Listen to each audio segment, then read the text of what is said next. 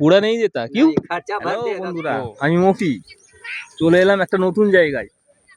তো জায়গাটা আমার খুব ফেভারিট এবং খুব পছন্দ, কারণ ছোটবেলায় আমাদের জমিতে এই ভাটা ছিল, ইট ভাটা। তো জায়গাটা আমরা ছোটবেলায় খেলাধুলা করে বড় হয়েছি, তো এখন খুব মিস করি, যেহেতু ইট ভাটাটা নাই এখন। তো ইট ভাটার ভিডিওটা আপনাদের একবার দেখিয়ে দেওয়া যাক।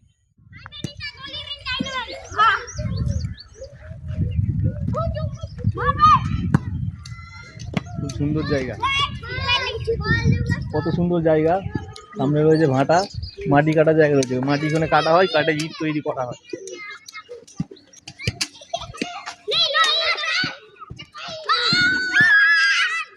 এটা হচ্ছে গয়েশপুর ইট ভাটা, পারফেক্ট লোকেশন।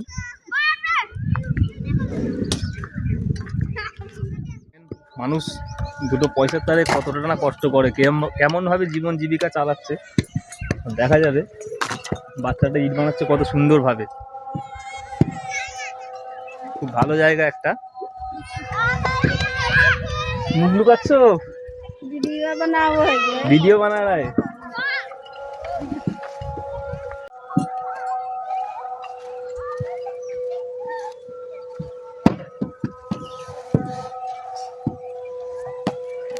सीजन में एक बार खर्चा मिलता है, हफ्ते में आता है। वो हफ्ता सिस्टम में पैसा देता है, एक बार में जितना होता है पूरा दे देता है। नहीं, पूरा नहीं देता। पूरा नहीं देता क्यों? खर्चा भर देगा पूरा। ओ, जब घर जाओगे तब देगा? हाँ, सीजन में एक ही बार देगा। सीजन में एक बार देगा। और कब तक काम होगा ये?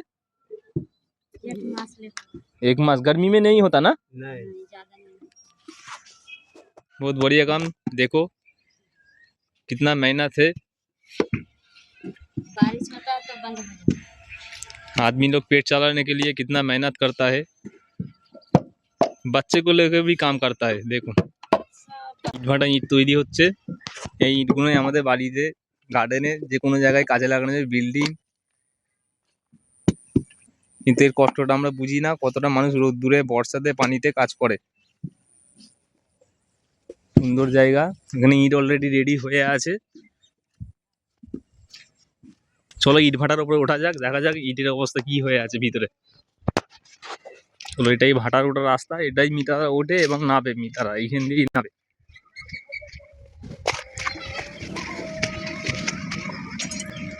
এই সাইডটা মনে হচ্ছে ইট তোলা হয়ে গেছে। কি ছিল এটা? আগে তো কাঁচের ভিতরে কাঁচ দিয়ে তৈরি হতো। বাপরে বাপ, প্রচন্ড গরম। हम लोग नहीं जानते, यही लोग जानता होगा। आप लोग कुछ नहीं जानते हो?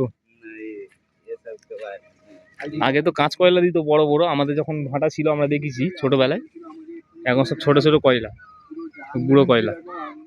हो जाएगा ना घुराई में, तब कौन निकालेगा? अरे ये जो अभी जो दिया हुआ है वो पोल है, मतलब जो राउंड है थोड़ा थोड़ा, इधर भी वैसा है क्या? ইট নিয়ে আসছে, इसलिए जाने के लिए मना कर বলছে মিতারা, কয়লা আনছে, গুঁড়ো কয়লা। ऐसे ही है।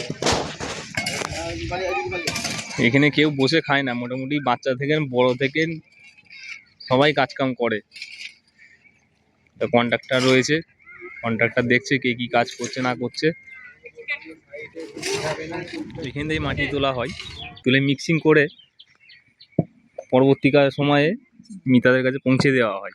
পৌঁছে দেওয়ার পর ওরা এরমভাবেই কাজগুলো করে। একটা কেরেঙ্গাড়ি রয়েছে, তো এইটাকে আমরা ঢিবি বলতাম, এর উপরেই খেলাধুলা করতাম। সুন্দর একটা জায়গা। এই কেরেং দিয়ে মাটি মিক্স করা হয়, মিক্স করে এই যে মালটাকে রেডি করে এখানে দেওয়া হয়। মিতারা এইভাবে ইট করে। খুব কষ্টের কাজ, মেহনতের কাজ।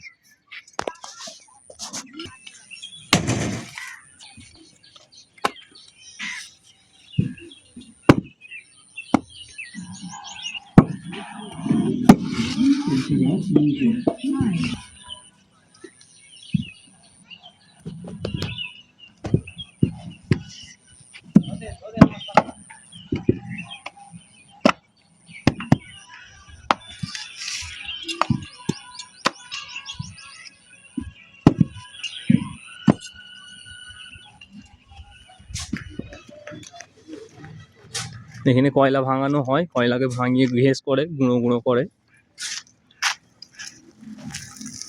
দেখো মিস্ত্রি কাজ করছে, প্রচুর কষ্ট, প্রচুর মেহনত এই কাজে। কেন এই গরমে উপরে একটুও থাকা যাচ্ছে না, এত প্রচন্ড গরম বেরোচ্ছে।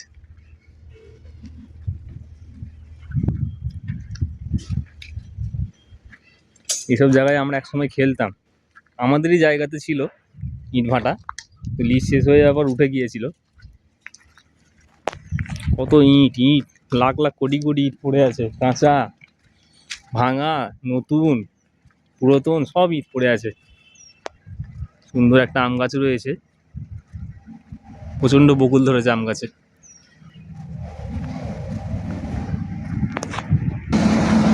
এটাই জেনারেটর ঘর, এটা দিয়ে হাওয়া দেয়।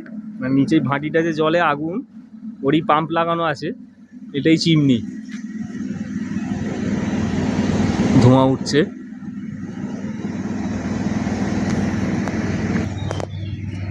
এই আমার গাড়ি করে এসছি ঘুরতে, ঘুরতে বলতে একটা কাজে এসেছিলাম গয়েশপুরে, ভাবলাম একটু ভিডিওটা বানিয়ে নিই।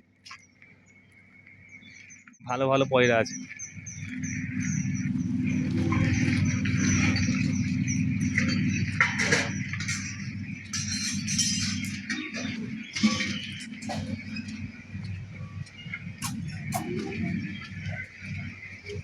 পায়রার খাঁচা এটা।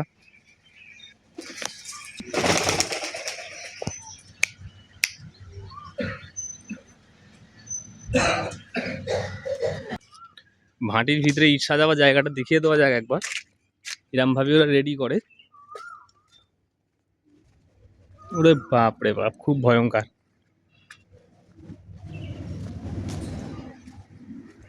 ইট, কাঁচা ইট সাজানো হয়েছে, কেমন ভাবে সাজায় ওটা দেখা যাক।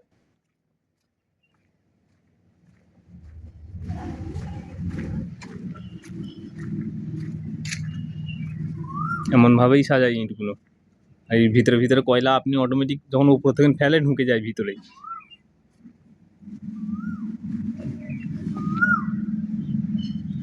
মারাত্মক, ভিতরেটা দেখা যায় না, আমরা দেখতে মানা করেছে, কিন্তু ভিতরেটাই ভয়ঙ্কর, এত আগুন।